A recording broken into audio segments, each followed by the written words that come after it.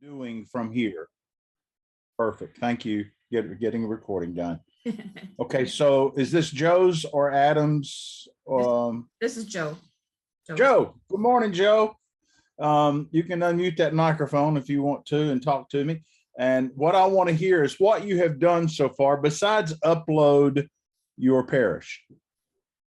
I have not, I've not done a whole lot. I started looking at it and then I needed to wait a couple days, and Brenda sent me some documents of information. So to be honest, I haven't done a whole lot besides upload it. Okay, good. That I'm going to kind of go from that perspective then, and you guys jump in and get involved in the conversation. And what I want to do today is I want to focus on, okay, now that we've got the congregants uploaded. So if I go right now and plot, and I say, okay, I'm going to plot the congregants because you guys have uploaded them. And if I say show labels, it means that when I now plot the congregants, the parishioners, sorry, what you're now seeing is dots that represent every one of those families. So if I click on one of them because I said show labels, it tells me who they are and shows me from that perspective. So as I scroll in and scroll out, you can see that the congregation is a fairly large congregation, and it's pretty well spread out over the area, even out into other parish worlds out there. You can see some folks that are driving past their parishes, or at least on the geocode upload. I'm seeing some folks that are passing by other parishes to come to this parish, to Sacred Heart here. So let's talk for a moment. Do you know who you uploaded, Joe? Was it a data dump? Tell me how you got to the people that we geocoded for this parish. It was basically all the active parishioners, regardless of. So it was, it was everybody. So even those who may not be, you may not give much, so it was the whole dump of everything except for inactive ones. All right, cool. So I can check off that this is not people that used to be members of the parish. These are at least supposedly active parishioners at this point, and or giving parishioners. And one of the things I want to say again today, and I think I've said it already, is that it's important as you do your uploads that they are active parishioners and that they or they are giving parishioners, because to get good information out of the system, anybody know what the word GIGO or GIGO is? GIGO or GIGO is an abbreviation for garbage in, garbage out. So the better our data, the better information that we're going to be able to see out of the system. So Joe, and you can go back and upload again as you think through that and clean up the system of your parishioners, and or figure out ways to do queries that give you more insight of who's in groups, who's coming to mass, who is giving. Getting better data means you'll get better analytics from that side of it. I want to look and see, now that I have plotted this parish, if I go over to shapes at the bottom, and you should see here that I can go and draw shapes. I can see current shapes. If any shapes have been drawn for this congregation, for this parish, then I should see those here. And I'm looking to see, has anybody drawn shapes? No, it doesn't look like you have. So what I want to do is I want to do three things today. The first thing I'm going to do is I'm going to go do a travel polygon. How far do people live from Sacred Heart? So I'm going to come over and I'm going to do what's called a travel polygon. And I'm going to say, okay, I'm going to choose an address, but I don't know the exact address, or I'm not setting it Sacred Heart. So I'm just going to approximate that by clicking at a point on the map. And I'm just going to put my mouse over the representation of where the church is located. That may not be the exact address, but close enough. And then I'm going to go next. And I'm going to say, I want to know who lives 5 minutes, 10 minutes, 15 minutes, and 20 minutes. So what I'm doing is I'm saying, how long does it take people to drive to get to the parish? Now watch what happens when I click next. And it's telling me that it's going to draw those polygons. Think of them still as polygons or shapes. And then when I click draw, it now draws for me the drive times of how long does it take for someone to get to Sacred Heart. So now what you're seeing is you're seeing a 5 minute, a 10 minute, and probably, yeah, there's the 5, there's the 10 in green, and then there's the purple, and then there's the pink, that's the 20-minute drive time. Now, what's really interesting to do at this point is to click on the information button at the top left, and now I can see there's that 20, 15, 10, and 5 minute drive time. And I can either garbage them if I don't want them anymore, or I can just turn them off and turn them on in order to get down to the 5 minute and the 10 minute drive time. So now what I'm looking at is I'm looking at the 5 minute drive time. And if I click 5 minute drive time, you'll notice that I actually see the legend here. Give it a second. Come on down and let me see. You'll see that the 5 minute drive time is about 31-mile perimeter, about 5 square miles is what it's looking at from that perspective. So now then I can see that 5 minute drive time, and let's go ahead and turn back on the 10 minute drive time. And now you're looking at 55 miles or 120 square miles perimeter around this. And these lines look a little strange, and you can scroll in a little bit closer and you'll see it's basing them on the actual roads that people would traverse to get to the church. Does that make sense so far? Yes. Questions? All right. No, it makes sense. Yeah, that's helpful. Yeah. All right. So I could look and I could see, well, okay, out here on the edge of the 10 minute drive time are Michael and Susan Koenig. So I can see those details from that perspective. And as I click on those, it lets me see them. But here's what I want to do now. Now that I'm looking at that 5 minute and 10 minute drive time, I can actually come down and do demographics. And now's when I'm saying, okay, I'm going to come in and look at the 10 minute drive time. It looks at the outer one for the Diocese of St. Cloud. But watch what I can do. I can actually click in here and I could just actually type Sacred Heart in here so that the title that's within there will actually show that in a second. So you can see that I can do that from that perspective. And it's Sacred Heart, and I can't remember, is it S-O-U, S-A-U? S-A-U, yep, K. Sock K. Oh, it's a K. And in Rapids. Yep. Yeah, so you can see that I can name the report from that perspective. And then once I do that, I simply say, what kind of report do you want? Do you want the quick InSite, the executive, the full? The full InSite is so much noise that it's really hard to drill through it. It's too many pages. So I usually use either the quick or the executive. And then when I do that, I just say, generate that report. And it's basing it on the 10 minute drive time. And then once that report is built, give it just a second, you can see it building down the bottom right corner. Then it automatically downloads it to my downloads folder on my computer.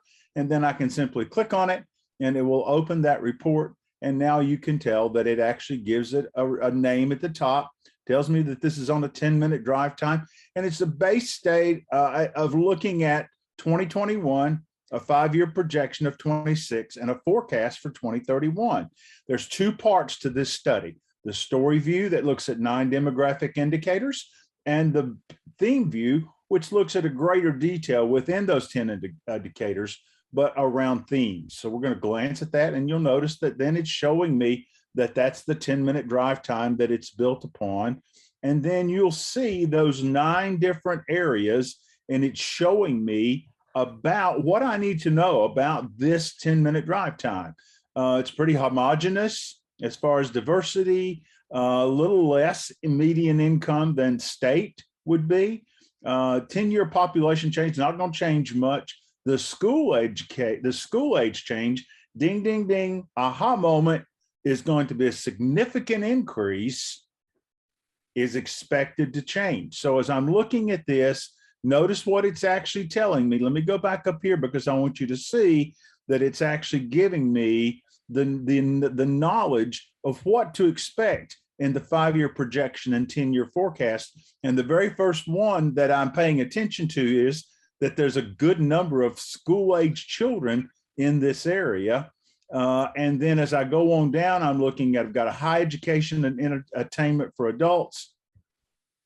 But the one that really stands out to me pretty heavily is this significant increase in children. And as I go on down, it's actually going to talk about both population and number of households and families in that drive time that we looked at from that perspective.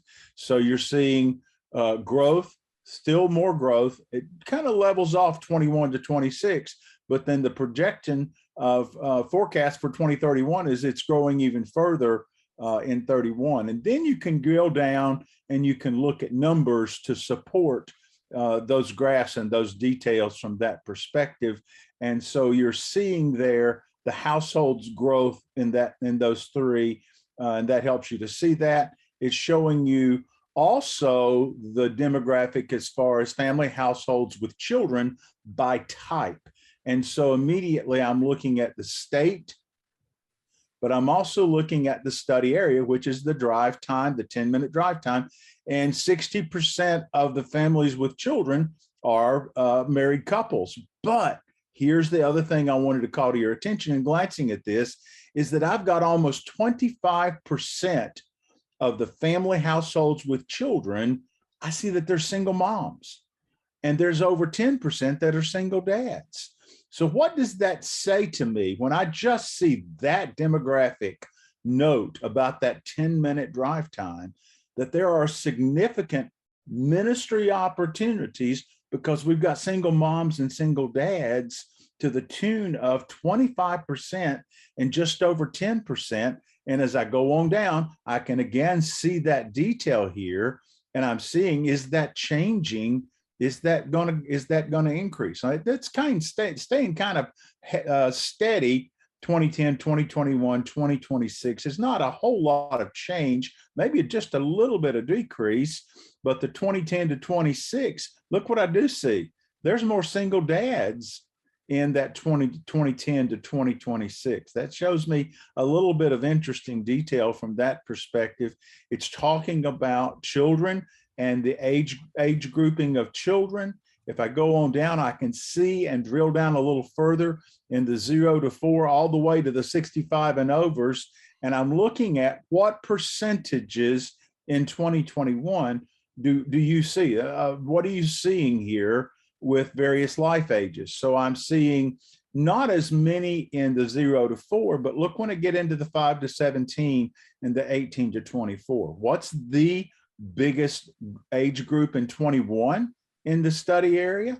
It's going to be the families and empty nesters, those 26 to 26.6, almost 27%. And then I'm also seeing the enrichment years and singles couple 55 to 64, 11% there and 14% in retirement opportunities. So you can see the three areas that are really significant to pay attention to in 2021. And then I always like to go over to 2026 and say, how is that going to change? Well, the families and empty nesters is going to grow.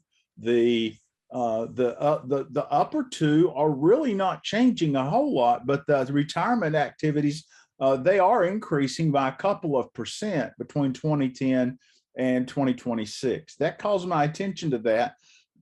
That also says that 17.3% of the people in that study area are going to be 65 and over projected by 2031. But you can still see that families and empty nesters is a big number. Does that surprise you when you see that number? Joe? No, no, not at all. We are, we are becoming an older parish, and, I mean, the opportunities are there, but, no, not, nope, not at all, I don't think. Okay. All right. So as I go on down and drill on down, you can see that you're 59 to 40 white collar. That probably doesn't surprise you either.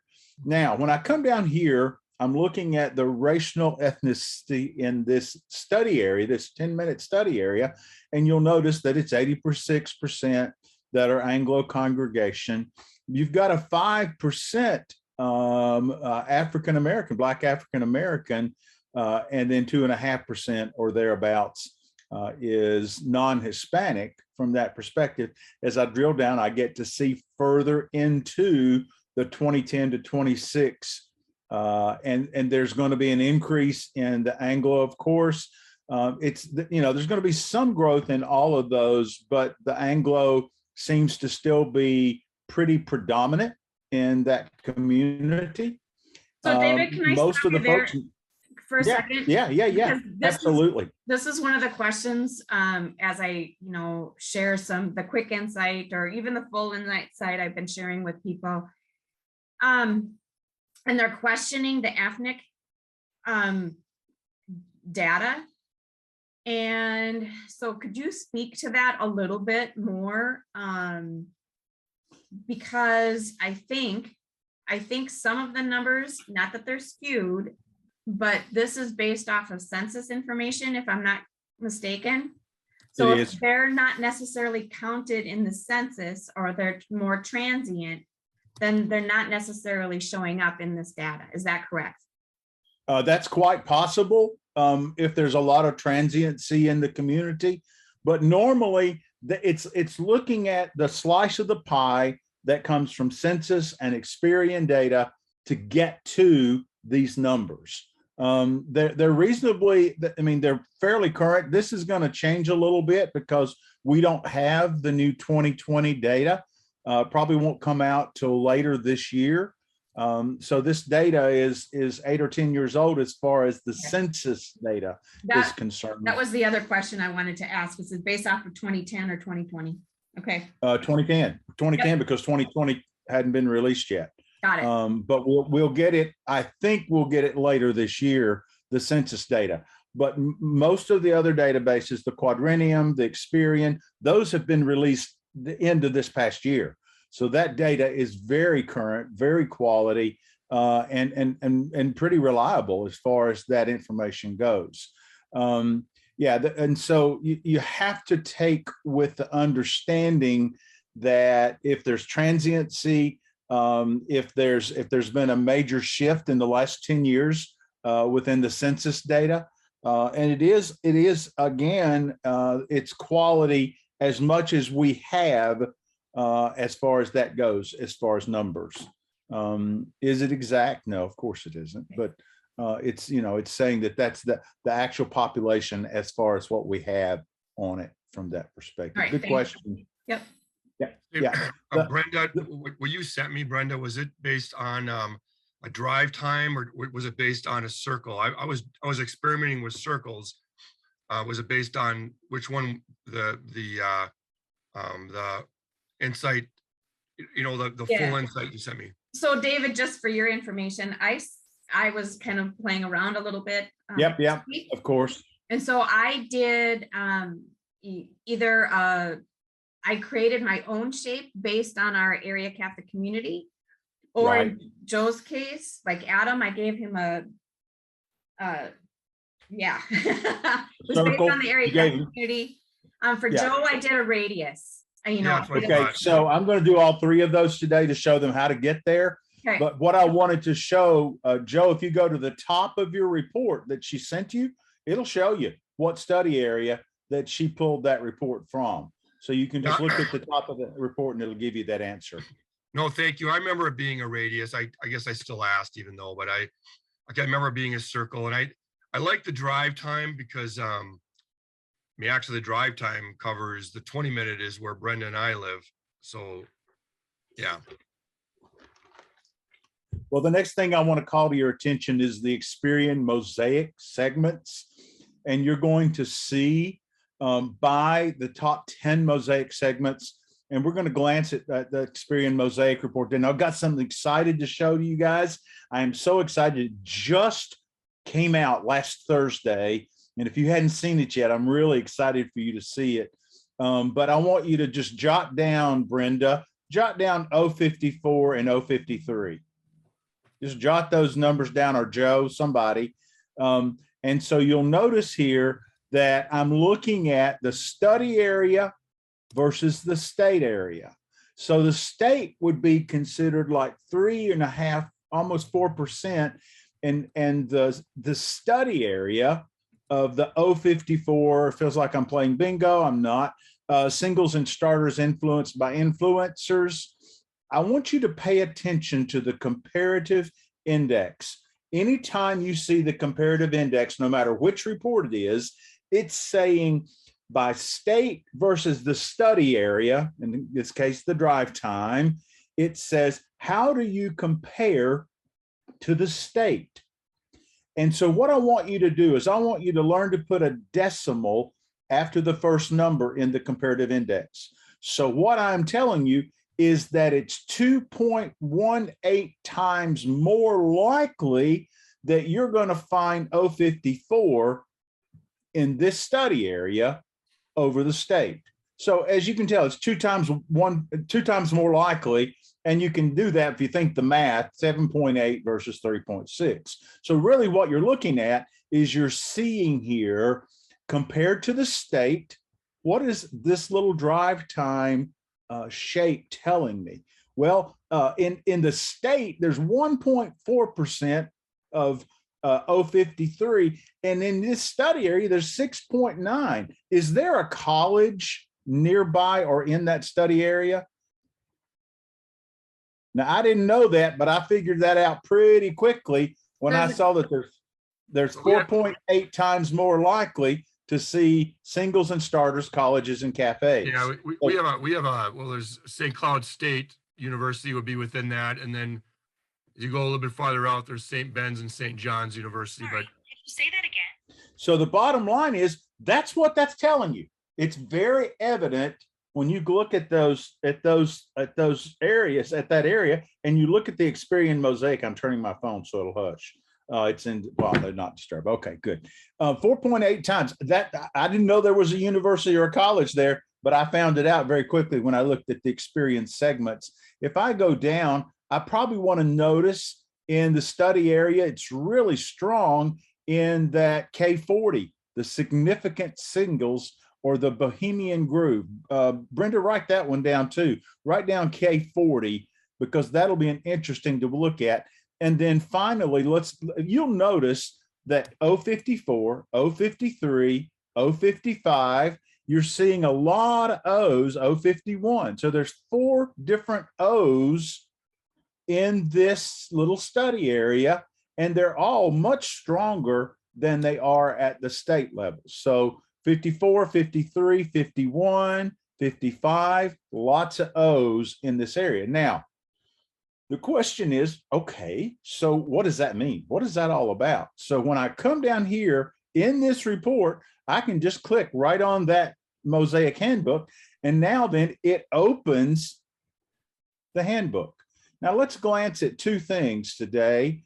I want you to note that Experian builds its demographic data off of the following areas: demographics, socioeconomics, location, financial measures, and property characteristics. And then what it did was it creates a map to let you see who are these folks. And you'll see it's from high income to low income, from young to singles, to old to families. And so as I look at this, look what I see. Look at all these O's over here on the young side, probably lower income as far as the comparison to the A's, but I'm seeing a lot of O's over here, and they're mostly young folks. I'm seeing a lot of young. And again, I think that's a lot influenced by the college, perhaps in that neighborhood. But if I go down, then I get to go down and look at, hang on, well, okay, mouse, quit. So I can go down and I see, okay, here's all 71 of the demographic groupings that Experian has built. But A through S is the bigger lump sum of those groups. And then what you see is within the O's, what it says singles and starters, you've got a 050 to 055 and all those breakdowns, and they're going to change within that. So we're looking at O's for a second. And what was wasn't there an N, I think, in there as well, Brenda? K. Okay. Okay. Okay. K40, wasn't it? Yep. Yeah. So Bohemian Group, and that's still, but look what, it's still significant singles.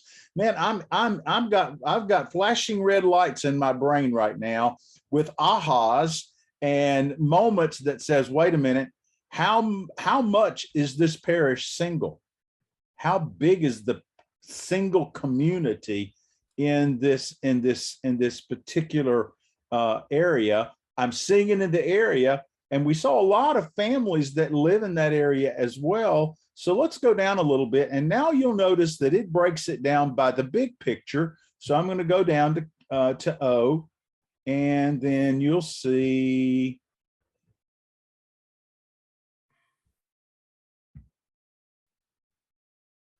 that the O's, here are some examples of what you might see in the singles and starters. Young singles starting out with some starter families living a city lifestyle.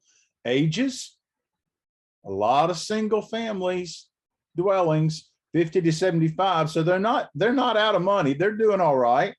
There are a lot of them are renters at this point. They have young children.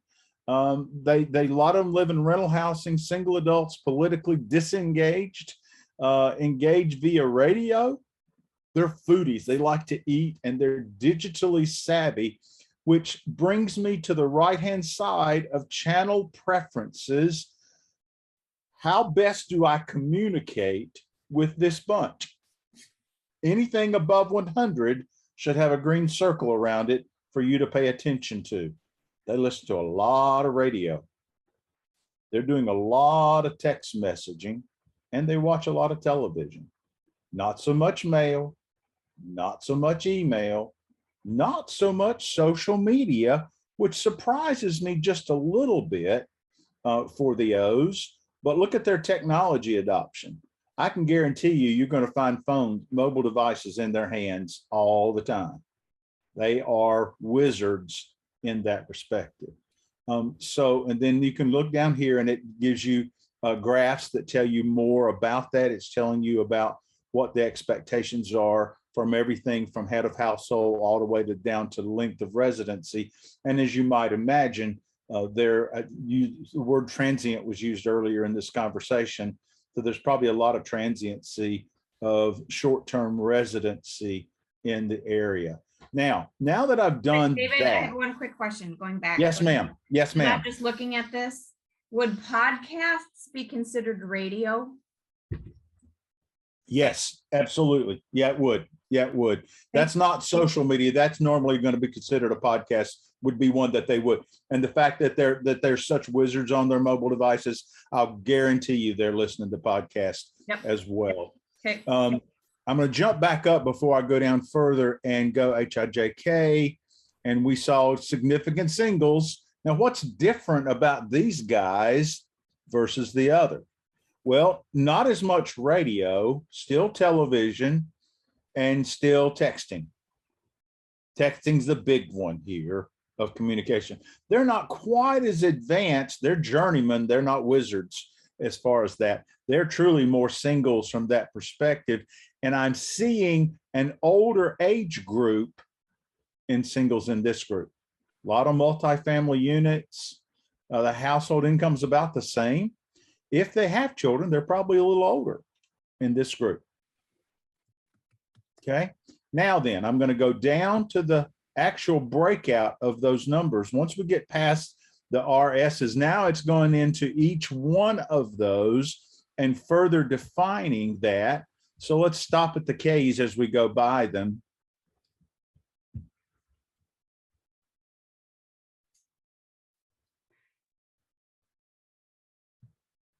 K40. Yeah, HIJK 40. So what can I expect in the K40 Bohemian Groove? I love the names they've given these guys. They actually say, okay, these, look, 51 to 65s. They're still single adults. They're older than that other group of O's that we've been looking at, but look at their decided methodology. They're wizards, so they're technology folks. Look at the guy even holding the phone. But still radio, probably podcast. I would agree with that. And then still texting, lots of texting in the system. If they have children, they're older children, which would not surprise you from that perspective. Now that's that K40 that we saw was a good number in that study area. And then as I drop on down to the O's, which is where I see the big groupings, now you've got, which one was the big one? Do you remember which one was the biggest one? 54. 54 was the biggest one. And so now then, influenced by influencers, my Facebook page pops up every day with Amazon influencers. It's kind of weird the way that is. But now look at the interest of channel preferences here. If I'm going to communicate with this bunch, I may use television. I definitely am probably going to use some radio. I've got there's a guy in Atlanta, a pastor of a large church, and he, right from the heart, his last name is Wright, and he does this significant moment on broadcast radio every day, a moment, and they've learned over the years that is a significant way of communication with their community.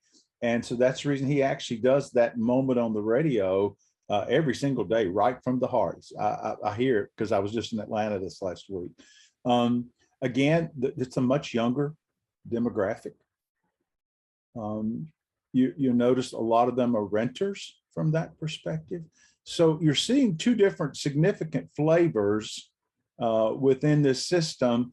And you can see what changes as far as, man, the podcast radio for the 055s, that's an amazing number. And even television is a good way to communicate with them as well from that perspective. So what you've seen with this tool is the ability to break down the people who live in that study area.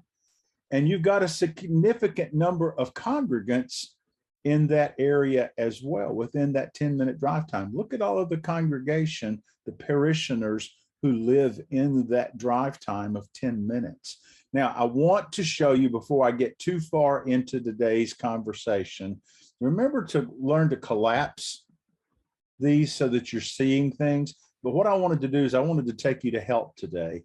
And Help now has some new features that just got put in there this past Thursday.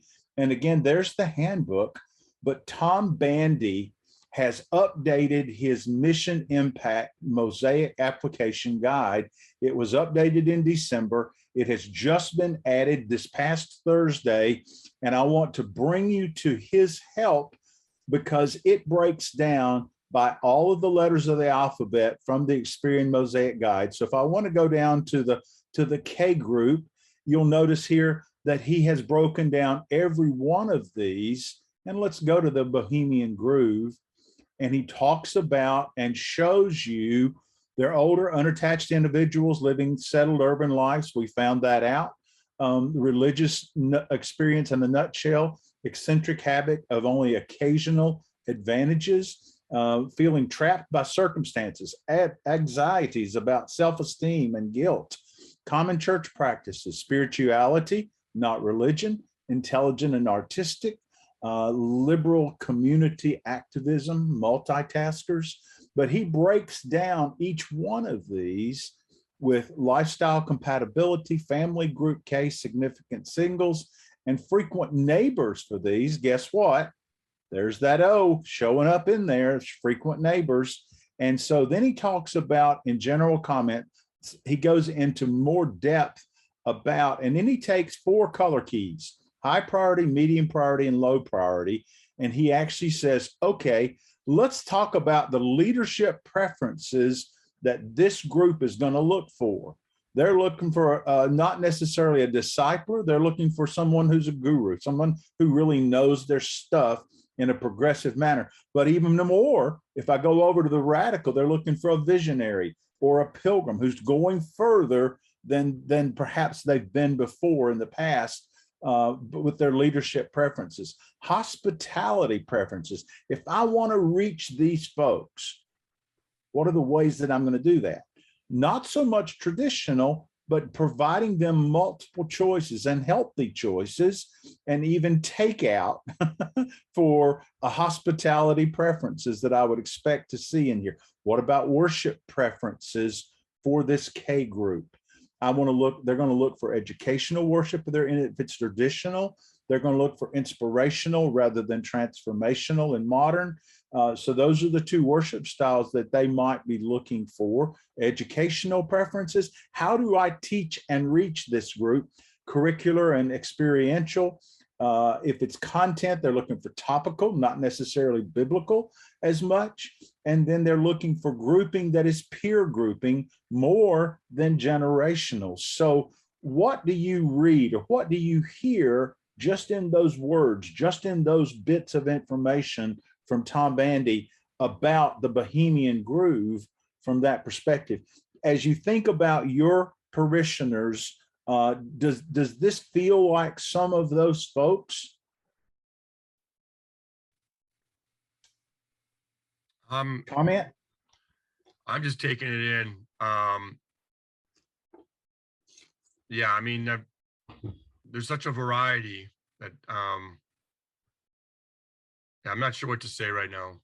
Yeah, I know it's like being fed with a fire hose. Yeah. I understand, but this is where I want you to drill down and look at the congregants, the parishioners, to better understand how they best digest what we provide them, what offerings that we give to them.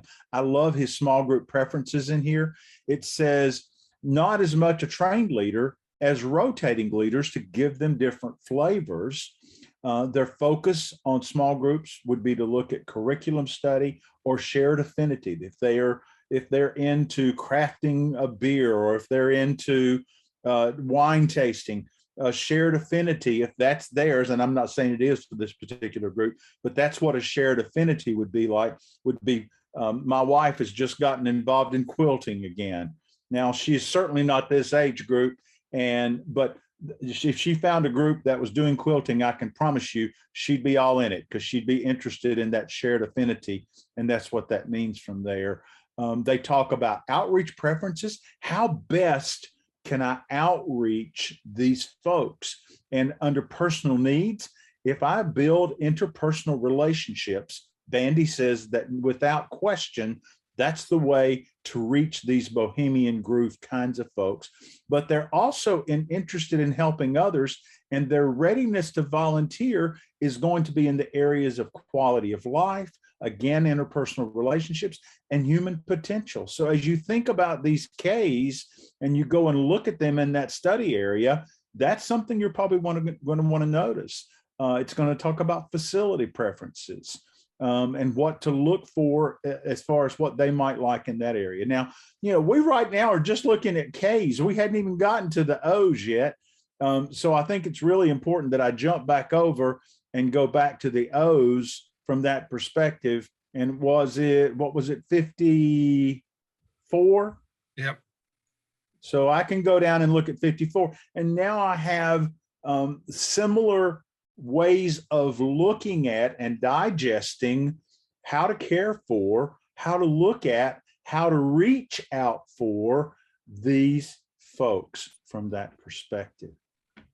So I wanted you to see that is now out here in the help system, and you find it right here in the Bandy Guide.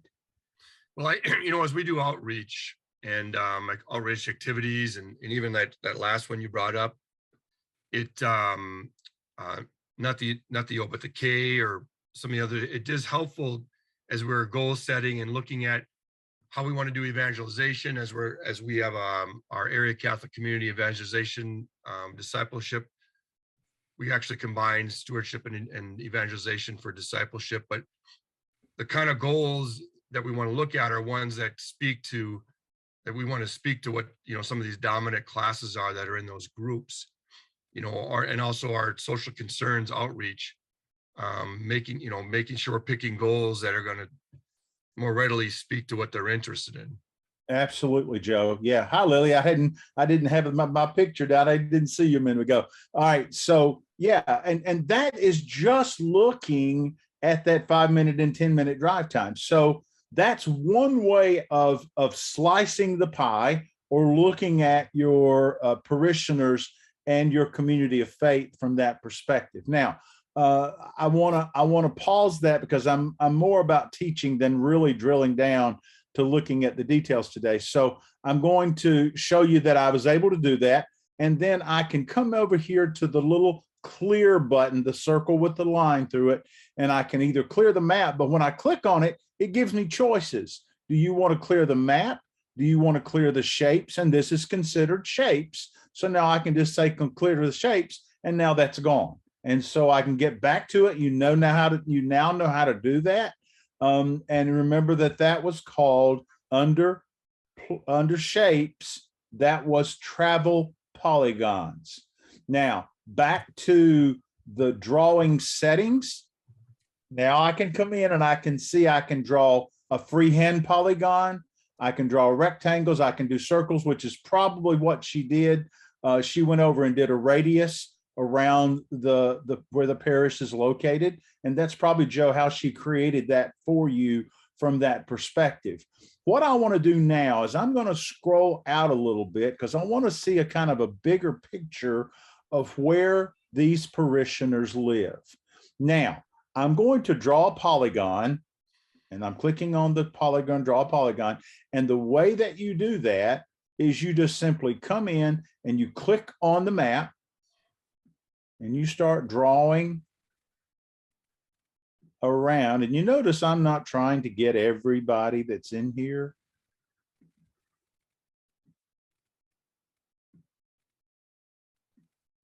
But you'll see I'm trying to get the largest groupings of the folks in here. So now what I've done is I have gone out and I've drawn a polygon around this. And I want to click on the eye because I want to call your attention to what I'm looking at now. And now you'll notice that of the 1,368 parishioners that were plotted, I'm now looking at 97% of those folks by the polygon that I drew. So I can tell the percentages from here after I go and draw that polygon. Does that make sense? Yes. I also can come in, if I don't like the polygon I've drawn, if I want to come in and just get it from here and move that down and pull in, you can see that I can do all kinds of things of reshaping the polygon. And let's say I just want to get down to like 80% of the polygon or 95% of the polygon. I can change my percentages simply by changing the shape of the polygon. Is that making sense, what I'm doing to get to that? Yep. And you'll notice that as I change it, this number's dropping down. Now, I can come in and say, okay, I'm going to call this polygon the reach of this parish. The reach is where most of the congregants live. There are indeed outliers. You can see it. There are outliers all the way out here, well beyond this boundary. So I'm going to call this the reach, and we'll actually go ahead and include this bunch down here. And so you can see how you can come in and you can change the shape to include those that you want to include, or the percentage that you want to include.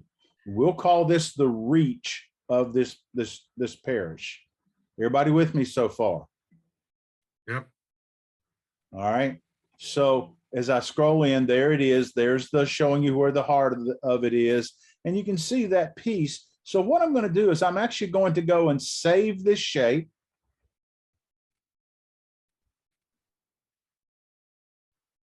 So I can click on save the shape. And then I'm going to call it give me the name of it again, Sacred Heart. Sauk Rapids. Art. SAUK, sorry. My spelling ability and my typing ability while I'm talking is. And there's an A instead. Yeah, you got it.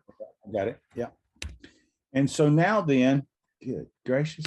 And then I can say share this shape with other users in the agency, and then I can save it. And now then you'll notice that that shape is saved. And if I close current and I close the drawing settings, I now have a saved shape.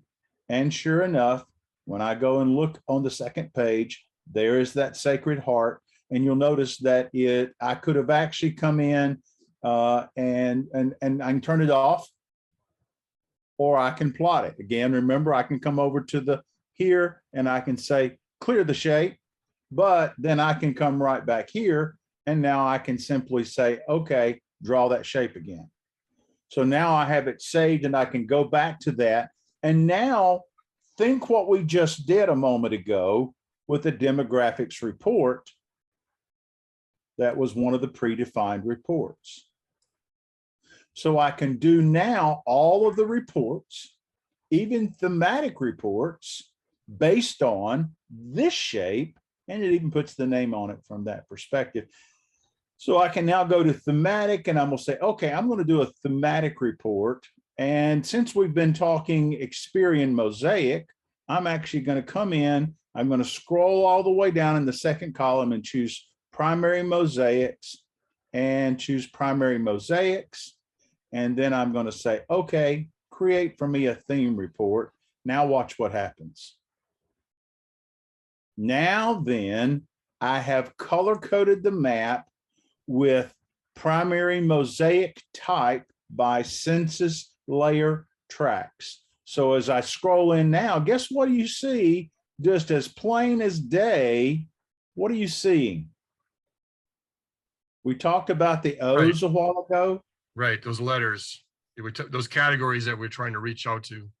All right, so guess what? We were looking at how many O's there were around this congregation. Watch what happens. I can just click on the O's, and now I can see exactly where those O's live. Yeah. I can come in and I can say, okay, Sauk Rapid has a lot of folks in this J. So if I turn it off again, now I'm seeing again those numbers, and I see a whole lot of folks in the J34s and the C13s. I'm seeing a good number of folks in a Q65. Let's just glance at the Q65. There's a good number of families and folks who are Q65. So now if I went back over to Q65, what would I learn about Q65? So I can go down now to Q65 because I found a lot of those folks. Who They're are the those mature folks? and wise group. Yeah, they're the mature and wise group. What's the best way to communicate for a test question? What's the best way for me to communicate with the mature and wise group? Mail. Print, mail, letters, flyers, That's what we do a lot of. postcard. We do a lot of that. Okay. All right. So you're spot on if you're trying to reach this bunch. Right. All right. Let's go look at the C14s. A lot of C14s, awfully church close to the congregation here, right? Mm-hmm. So what would C14 be? Boomers and boomerangs. Oh, you're jumping. You're just jumping ahead of me. Boomers and Flyers again. boomerangs. Mail, Absolutely. print. Yeah. I copied it off and put it in a 3-ring binder. Oh, It's you easier. cheated. It is. It's my mouse is going. My mouse fingers are going nuts right now. See, what was it? C14. No, it's not bingo. But there you go. All right. So, what's the best way for me to communicate with these folks? Same way. Mm-mm. A A little bit. Yeah, well, I'm gonna still mail them. But guess what? I'm really gonna do. social media.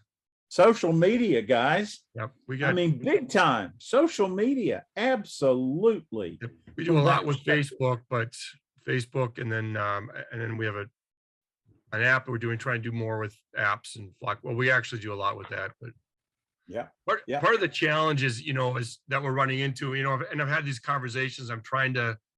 There are folks on staff that are convinced that, this is the way. And I'm trying to say, well, it depends on the population. And so what I've just learned, just a little bit from you in the last couple of meetings is trying to help folks understand that they get in their mind because they have a mentality of young adults or their mentality of a certain group. And so I'm trying to provide information and let them know even just how to communicate best with our community. Absolutely. So what you've seen me show you this morning already is there's that J group. Okay. And so, by the way, if you want to center this map back on where the parish is, just do that. And then it shows you exactly what you're looking at from that perspective. So that kind of centers it back up again. And there's that F group that's just all over the campus of the parish. And the F22, who's got F22 and can tell us about it? She's going faster. So David, can I ask a quick question? Absolutely. Yes. So when you were showing that C category and it says people respond well to social media, but at the same time, their technology adoption is low. Yeah. So how does that, what is the explanation for that? Because you're saying one of the preferred channels would be social media. And I know a lot of our parishioners are in that category. So we post a lot of announcements and information that's important on Facebook and people will follow that. But at the same time, the technology adoption is it's not really advanced. So how do we explain that? I always, when I look at these 4 adoptions, anything here and up, they're holding a phone. They're using a phone. They're not as adept to it as the journeyman and the wizards are, but they are still quite competent to be able to look at social media and to use social media. And that's what that interest was showing us, that they still are. It's not, if you saw nothing here, if you saw this totally gray, then they don't use technology at all. And that's not the case with any of the groups we've looked at so far. Okay. That makes sense. Thanks. Yeah. Don't bury in and say, they're not as socially adept as these guys are. These folks, the phone is in their hand 99% of the time. And so that's really what that wizardry means, or the journeyman, is that they really are living on those devices. These guys use them, but if they laid it down, they might not panic in 5 minutes if they don't know where they laid it down. These guys, absolutely. Where's my phone? Marsha, call my phone. I can't find it. That's what you're going to find up here. Yeah. But look at the F22s, the folks that are around the church. Look at this. I'm seeing significant knowledge about those folks. Radio is still there. They're big texters, and they're using TV as well. And that's at 31 to 35. As you think about this parish, do you realize that that's a significant demographic right around the parish? How might I be? No, it's helpful. And I mean, I just intuitively, my experience has been I'm going on 12 years there, and I have to look at, to try to kind of get the bang for your buck and where you're going to put your energy, we try to do a multiple approach. So, but texting seems to be, especially when I work with couples for weddings and baptisms and stuff. Texting is, I'll send an email and then I'll text them and say, I sent you an email. You're learning. You are absolutely learning. In fact, I have a 38 and 36-year-old children. If I want to talk to my 2 kids, guys, I don't call them. Right. I text them. Right. or better yet, I Facebook message them and I get almost instant response. But if I call them and leave a voicemail, 9 times out of 10, this voicemail box is full. You can't Right. leave another message in here. They don't even listen to their messages or clean their messages off. Now, does that sound like a 38 and a 36-year-old? Brenda, that's about your age. So that's probably about right. And Lily, maybe yours as well. So You're sweet.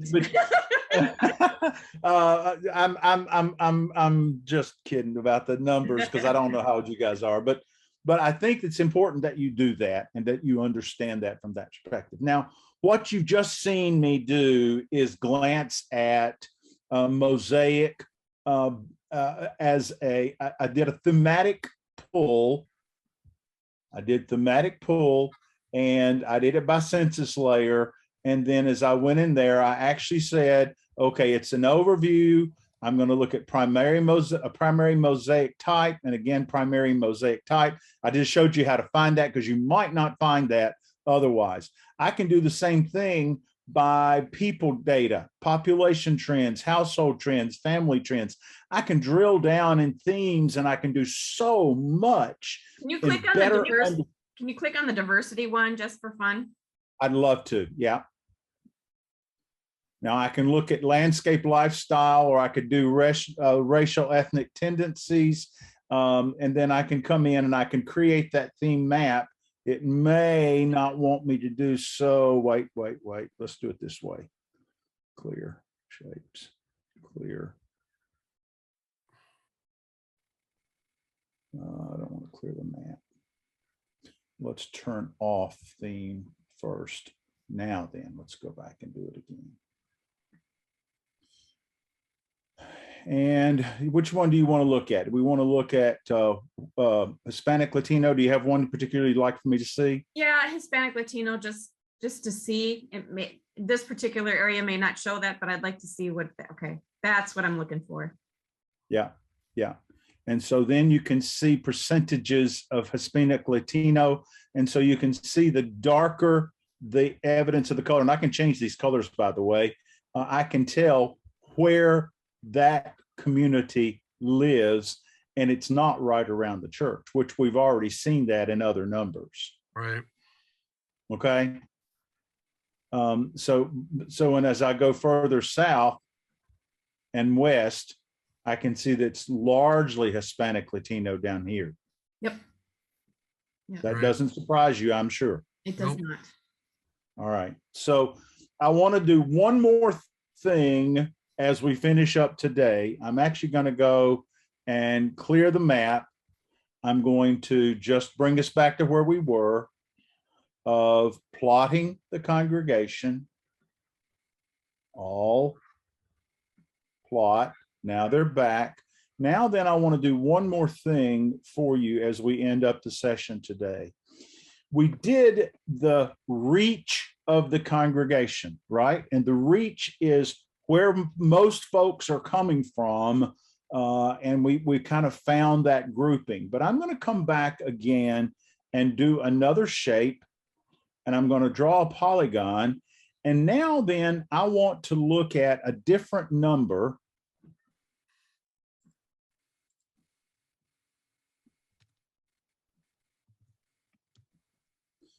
And if I go look at the eye, now we're in the 72 to 75% range.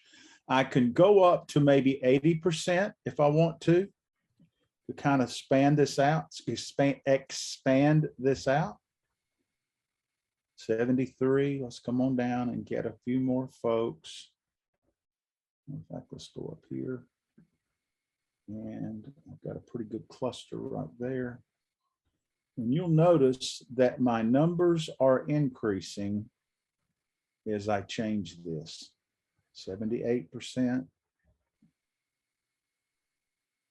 That's 80%. I'm going to give this a name and call this the depth of this congregation.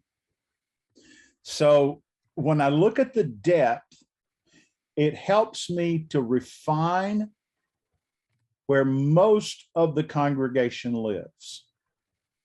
And we'll call that the 80 percent of the folks in the congregation. That just gives me a little more depth to understand not the outliers. Folks come from further away, evidently, in this parish. In fact, we've already seen that they're driving past other parishes to get to yours. And there's no rocket science. It's not that I'm not including this family, but I am including these families. But what I'm looking at here is I'm looking at what we'll call the depth. And again, I will save it. Here's the current shape. And I can say, save this.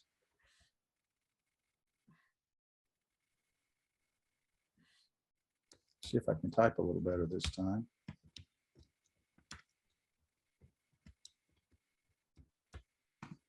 And we'll call this the depth. And I might even put 80% in there just so you really have a remembrance of what I just did and share that one. And so now if I go and do my research and I go and look at my analytics now based upon the depth of the congregation, now then I may get some different numbers. I may get some different insights from that perspective, because now if I come over and I'm going to end the session today, and I know we're over time, and I'm sorry about that. I just wanted to get you to this data today. I'm going to go to predefined, and now I'm going to go to the comparative insight. The comparative insight report really helps me to begin to get a handle on three things specifically that I want to call your attention to and have you working on before our next session. The comparative insight truly is coming from the Experian Mosaic segment study, and it's looking at three things. Who are we and who are our neighbors? Who are our people and community and their Mosaic profile comparisons, and even down to the financial potential. And you'll notice that this is again looking at the depth polygon. And that's why it's important in the way you name that, because then you remember exactly what you're looking at.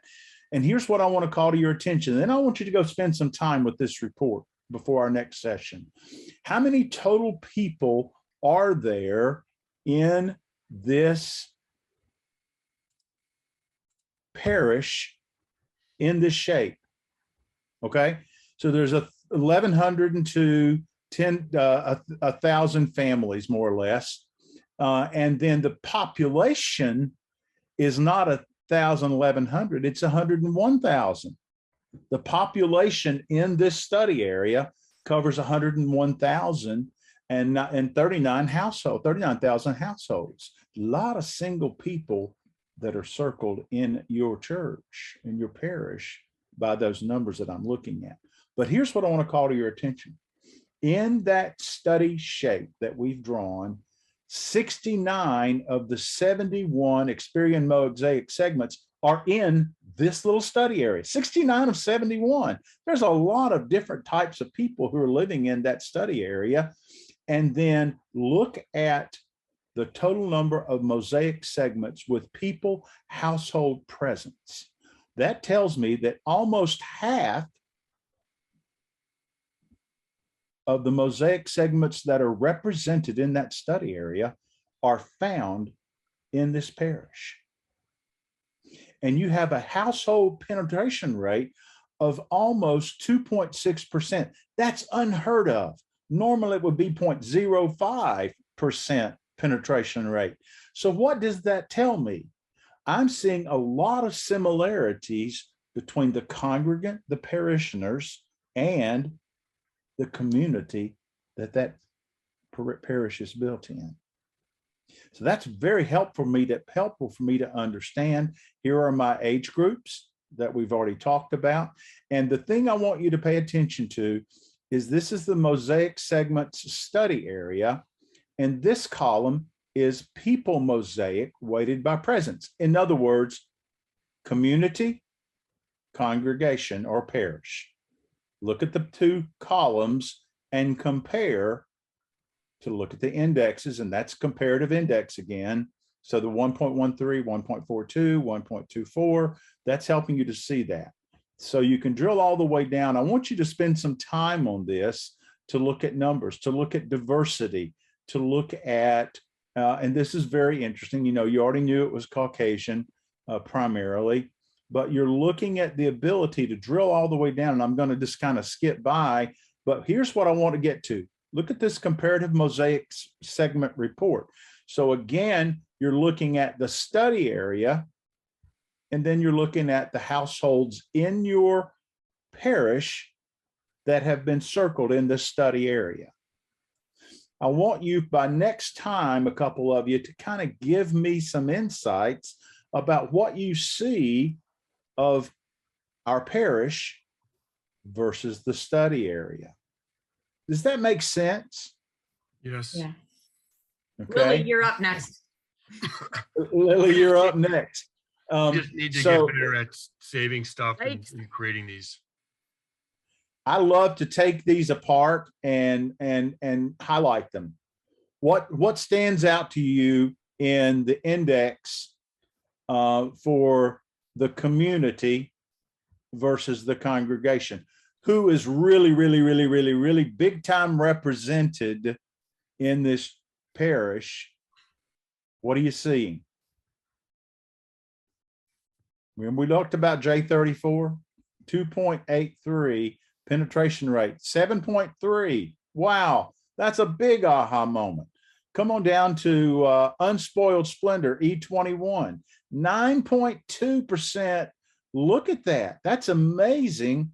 And what that tells me is that these are demographic segments that are highly represented in this parish, but also are in the study area for me to reach out to. Yep.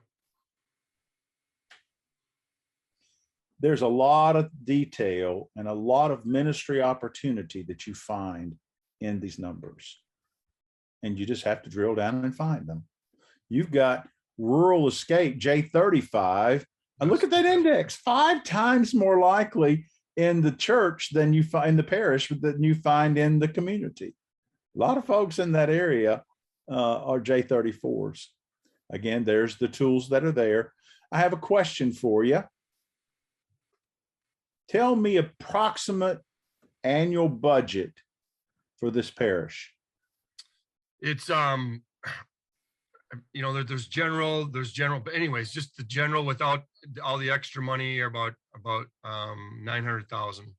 All right. With everything else is probably closer to $1 million, but yeah. All right. So listen to this number.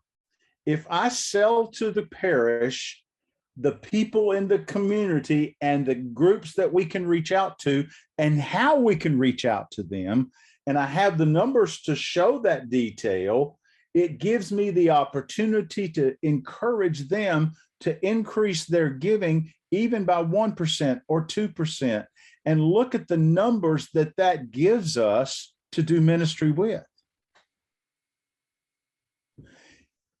A congregation, a parish, I can promise you, if they understand the opportunities and they understand the ways that we have attained that knowledge, going about planning and visioning and strategizing ministry and mission, they're not going to see that information and not support your goals and your visions, because they understand that you have done the analytics, not just for numbers' sake, but for ministry and mission opportunity.